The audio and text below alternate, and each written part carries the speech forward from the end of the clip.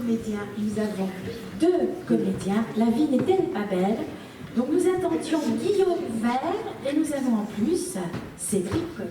Bienvenue tous les 2. Merci d'être là.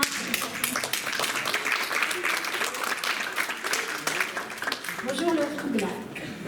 Ah lui c'est l'horrible. Voilà, c'est l'abominafreux. Voilà, alors c'est une légère apprivoisée, quand même très particulière, puisque le parti pris de Frédéric Lazzarini qui a fait la mise en scène est quand même bien affirmé et bien novateur en la matière. Et tout compte fait, en y pensant, après à la sortie, je me disais, mais c'est vrai, vous parlez bien souvent aux gens qui n'ont pas l'habitude de théâtre de la mégère apprivoisée, ils pensent automatiquement au film. Voilà. Et impeccable, on se retrouve à la fois au théâtre et au cinéma. Voilà. Alors, vous allez nous en dire un peu plus sur cette mise en scène et comment les uns et les autres, vous avez trouvé votre place dans cette mise en scène qui est quand même tout à fait particulière. Et puis vous allez nous donner des nouvelles de vos petits camarades de jeu, parce que vous êtes en bonne compagnie. Alors dites-nous tout, dans l'ordre, dans le désordre, comme vous le sentez. Ah bah non. Voilà, ça commence bien, je le sentais bien. C'est mon valet dans la pièce, donc c'est... Je suis le valet de tout le monde, en fait. Ouais, je suis le valet de tout le monde. Alors, on parle de la troupe d'abord. Qui vous accompagne sur scène? Attends, alors, tu peux en parler. Alors là, quand même. Alors, à tout seigneur, tout honneur, ma délicieuse compagne est Sarah Biasini, qui est la somptueuse mégère. Vous connaissez sans doute. Oui, on l'a déjà reçue. Non pas la mégère, mais Sarah... C'est la même chose. Non, parce qu'on l'a reçue, entre autres, dans Lettres à une inconnue, absolument fantastique. Voilà, donc en plus, c'est vrai qu'elle est vraiment charmante, elle est adorable. Voilà. Donc, nous avons Sarah Biasini, nous avons Pierre Elodie, qui est un jeune comédien qui fait Luciano. Oui. Nous avons aussi Maxime Lombard, que beaucoup sans doute connaissent, qui a été longtemps chez Savary, longtemps avant chez Mouchkine, avec Cobert, Oui. et beaucoup avec Galabru, où je l'ai connu d'ailleurs à cette époque-là, et voilà, et il est avec nous, il fait le Baptiste à le père de la Mégère. Voilà. Et puis le reste de la distribution est sur l'écran de télévision, enfin de cinéma, de cinéma derrière nous. Ils sont 4. Non, pas vraiment. Non, Il y a surtout... Non, il y a Bianca, qui est donc la sœur de Catarina, qui est uniquement présente à l'écran et qui vit une histoire d'amour avec Lucencio, donc interprété par Pierre Elodie, sur le plateau. Donc il y a un petit côté, petit clin d'œil à le film de Woody Allen, comment il s'appelle, La Rose pourpre du Caire. Donc il y a une interaction entre le plateau et l'écran de cinéma qui marche plutôt bien. Et puis après il y a Gremio et les deux prétendants de Bianca qui sont aussi présents à l'écran, et Battista qui est aussi, mais Battista le retrouve aussi sur scène. Donc les deux prétendants, c'est Jules Delmas et Hugo Petitier. Oui. Bianca qui est Charlotte Durand-Rocher, donc aussi à l'écran, et le curé. Ah oui, c'est Didier Le Sourd, oui, qui est aussi que la scène du mariage qui est rajoutée aussi. Donc voilà, vous avez à peu près tout le monde. L'idée géniale, donc, comme je le disais, c'est de mélanger le cinéma, voilà. C'est aussi de positionner toutes ces petites affaires dans les années 60.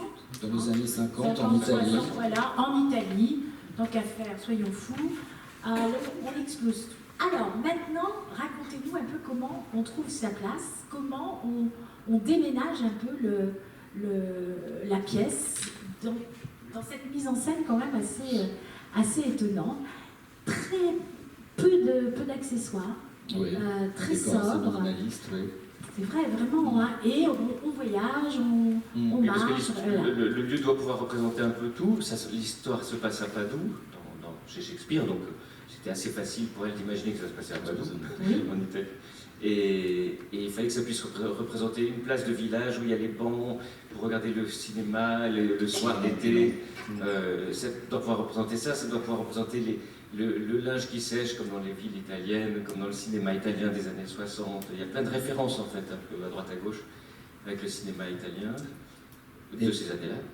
Oui, et puis le personnage de la mégère fait aussi référence à des comédiennes italiennes comme Sofia Loren ou Gina Lollobrigida dans Par amour et fantaisie, ce genre de comédie italienne où ça se passait dans un environnement très machiste, dans une ambiance peut-être un peu lourde pour une femme, mais en même temps, la femme qui était toujours au centre était toujours une femme forte, une femme extrêmement séduisante, qui finalement tenait les mâles, on va dire, tenait la dragée haute, à la baguette. Ouais. Et donc c'est un peu l'équivalent que Frédéric Lazzarini a voulu faire, et c'est vrai qu'en fait, ça marche plutôt très très bien.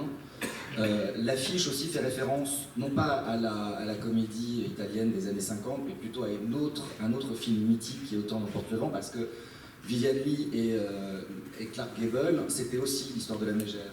Quand on repense au film lui-même, c'était des amours contrariés, c'était deux personnes qui ne devaient pas être ensemble et qui finalement sont ensemble et qui s'aiment et qui ne savent pas le dire.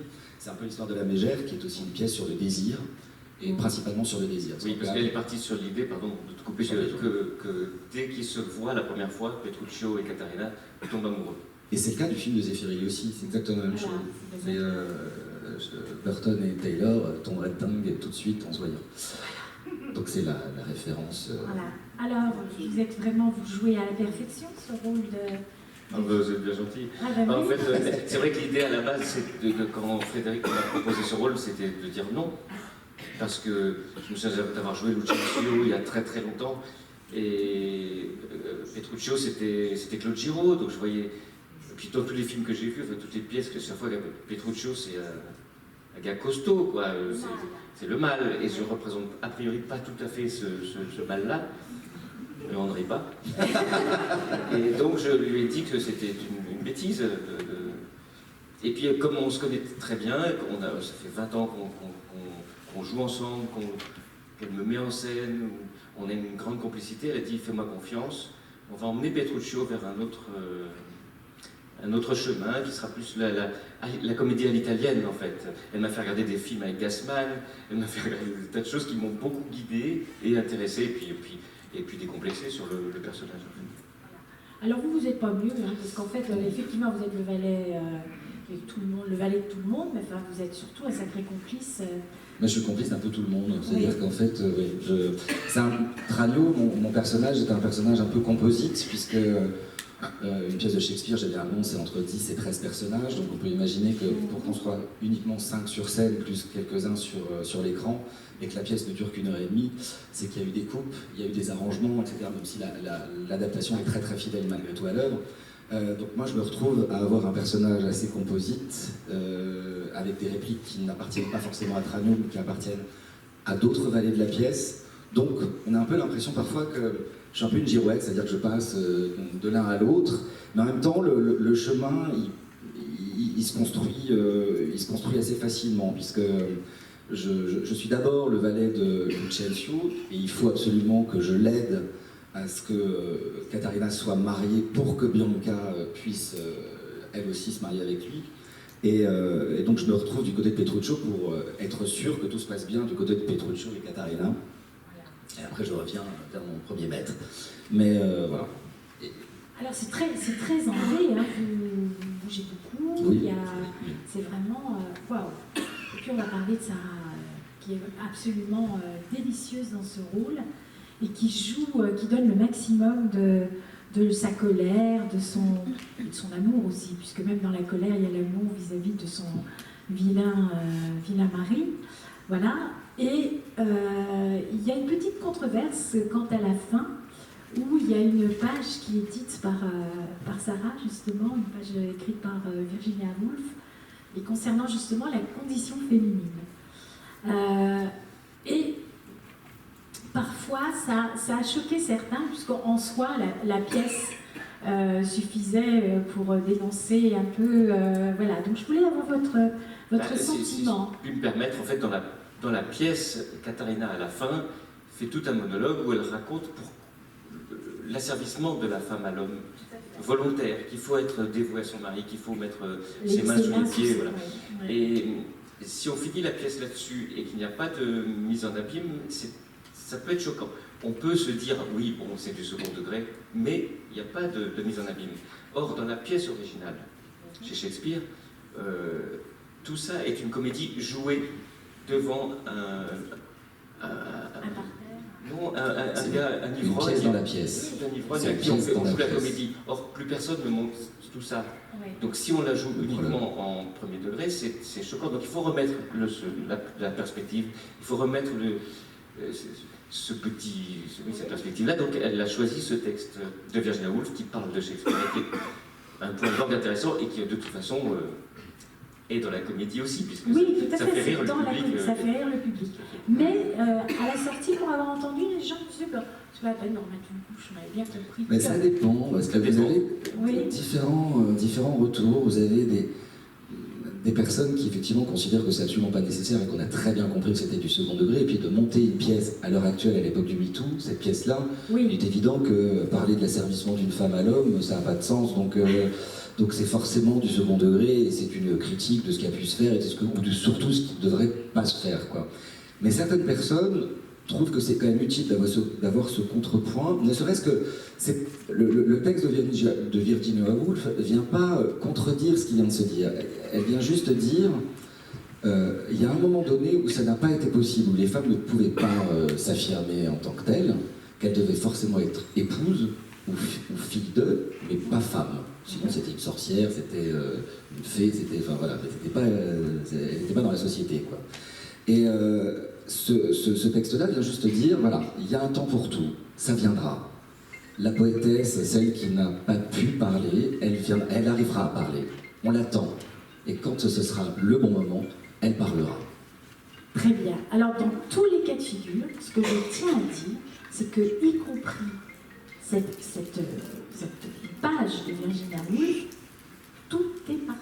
Et Sarah est absolument éblouissante. Ouais. Donc c'est vraiment un spectacle où il y a une façon, une fraîcheur, une audace aussi, qui est quand même assez pétillante, stimulante, et vous embarquez vraiment.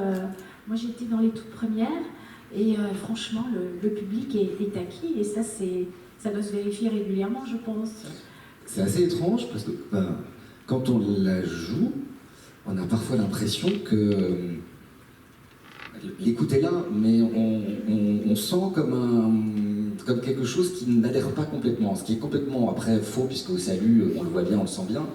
Donc ça nous a un peu perturbé dans les premières représentations, jusqu'à ce qu'effectivement, quelqu'un nous dise que la pièce, compte tenu de son propos, il y a une malaisance, il y a quelque chose, il y a une gêne, parce que certains qui connaissent absolument pas la pièce se disent, mais ils vont jusqu'où? C'est pour dire quoi? Comment ils vont finir? Donc en fait, il y a une écoute constante, parce que c'est genre, et alors. Voilà. Et d'où la nécessité. D'où peut-être la nécessité de ce texte-là, ou pas, mais en tout cas, voilà, c'est pas une... Et aussi, on leur laisse pas le temps. Parce qu'elle tenait absolument au côté rythme à l'italienne. Ouais, donc c'est infernal. le Hein. public n'est pas trop le temps de respirer. Ça pulse en permanence. Hein. Et puis c'est vrai que ce mélange, est quand même très étroit, parce qu'il y a des fois des vidéos qui passent dans certains spectacles, mais là c'est vraiment des parties filmées qui sont à l'écran, c'est quand même... Et puis réalisé par Jacques Malater, Bernard Malater, qui est réalisateur à la télévision et au cinéma, donc oui, c'est pas de la vidéo, c'est du film. Non, c'est du vrai film, c'est du vrai film.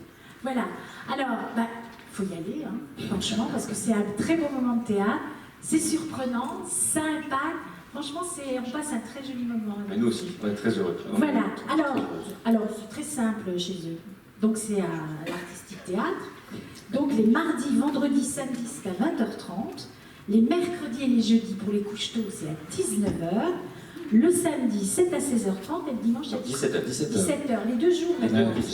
Oui, c'est bien. Au moins, Nous aussi, on limite. Oui. nous aussi, on se perd moins. C'est bien. Eh ben, bravo. Merci. Bravo à toute l'équipe. Voilà. Merci beaucoup.